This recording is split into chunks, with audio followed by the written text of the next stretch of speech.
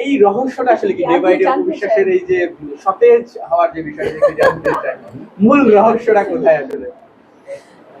আমি আসলে এই ব্যাখ্যাটা আমার না, এই ব্যাখ্যাটা আমার মনে হয় যে আমার যারা ভক্ত দর্শক আছে এটা তাদের হাতে ছেড়ে দেওয়া, এটা আসলে আমার কিছু না।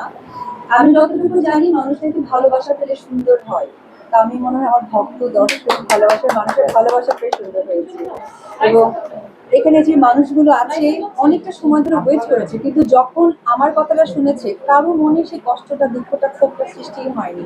এবং আমি অনেক সময় শুনি যে অনেক জায়গায় গেলে যখন একত্রেই এক সমাজ মাধ্যম মানে এই গণমাধ্যমগুলো এক জায়গায় হয়ে যায়, কোথাও না কোথাও একটা টুকটাক কিছু হয়, কিন্তু আমার ক্ষেত্রে আমি সিরিয়াসলি অনেক বেশি রাখি, তাদের কখনো দেখিনি। তো সৌন্দর্যের রহস্য আমার মনে হয় যে সকলের ভালোবাসা। সোশ্যাল মিডিয়া আসলে আপনাদের ঘরের যে কথাগুলো বারবার আসে আসলে আপনি হয়তো বিশেষ করে আপনি কিছু বলতে চান না, কিন্তু সমসাময়িক নানান প্রেক্ষাপটে এবং ভক্তদের চাওয়া পাওয়া যাই হোক না কেন কিছু না কিছু বলতে হয় আসলে। ব্যক্তিগত জায়গা তিনি বলেছেন কোথাও শেয়ার করতে না, কিন্তু ব্যক্তিগত বিষয়টা বারবার বাইরে আসছে।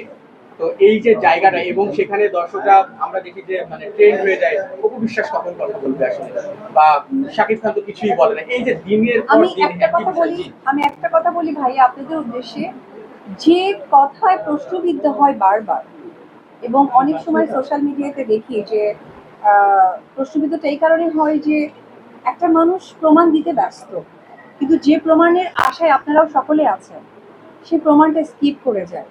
তো তাহলে এমন কোনো কথা আমি আপনাদের সমাজ মাধ্যমে বলে বিতর্ক সৃষ্টি করব না যে বারবার আমাকেই সেখানে আপনারা তীর ছুঁড়ে দেবেন। সো আমার কাছে মনে হয় যে এমন কোনো প্রশ্ন, এমন কোনো টপিক আমি সামাজিক মাধ্যমে বলবো না যেটা আমাকেই বারবার প্রশ্নবিদ্ধ করবে।